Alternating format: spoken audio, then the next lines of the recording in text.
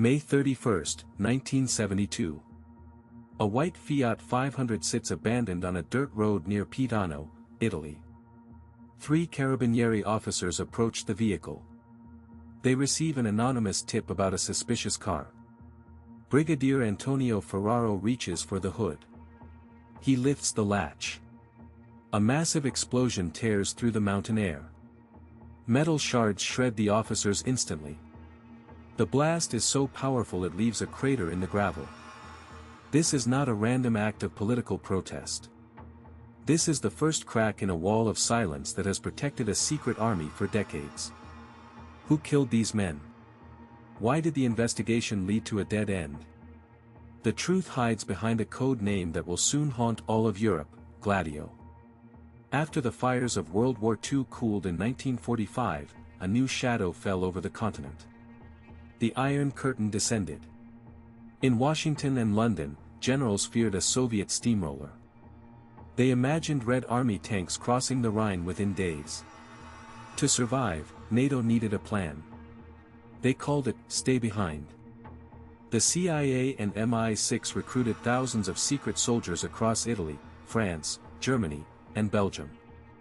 These were not regular troops. They were civilians. Bakers, students, and mechanics trained in the dark arts of sabotage. Their mission, if the Soviets invade, stay behind the lines and fight a guerrilla war. They buried crates of C4 explosives in churchyards. They hid sniper rifles in mountain caves. They operated under the clandestine planning committee. For 20 years, these men waited for an enemy that never came. But a secret army is a dangerous tool. Without an external enemy, the weapon turned inward. The hunters began to stalk their own people. Stories like this one almost never see the light of day. If you want more buried history, subscribe to Crime and Century. We dig up what others leave behind. By 1969, Italy is a pressure cooker of strikes and student protests. The Communist Party is gaining ground.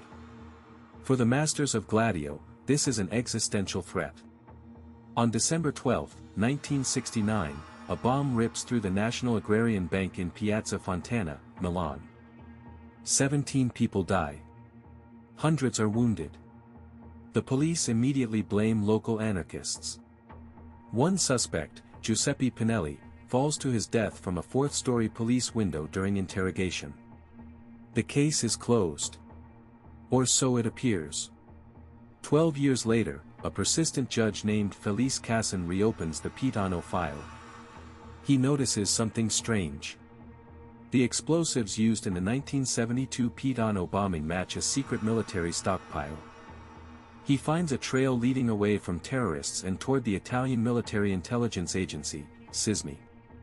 Casson demands access to the archives. He discovers a terrifying reality. The Pitano bomber, Vincenzo Vinciguerra, is a neo-fascist. He confesses.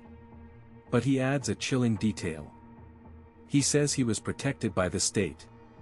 He claims the bombing was part of a strategy of tension. The goal, create enough chaos and fear to make the public beg for a strong, right-wing authoritarian government. The bombings were not meant to kill the enemy. They were meant to manipulate the survivors. The nightmare spreads beyond Italy. In Belgium, between 1982 and 1985, a group known as the Brabant Killers attacks supermarkets. They don't just rob the registers. They open fire on families. 28 people die for small amounts of cash. The killers are never caught despite leaving a trail of evidence leading to military circles. In Turkey, the secret army is called counter-guerrilla. They are linked to the 1977 Taksim Square massacre. In West Germany, the Schwarz unit prepares lists of left-wing politicians to be liquidated in the event of an emergency. This is a continental web of terror funded by taxpayers and directed by the highest levels of NATO. Every time a bomb goes off, the secret armies grow stronger. Every time a witness speaks, they vanish. The shadows are getting longer. The year is 1990. Italian Prime Minister Giulio Andreotti stands before Parliament. The pressure from Judge Cassin's investigation is too great.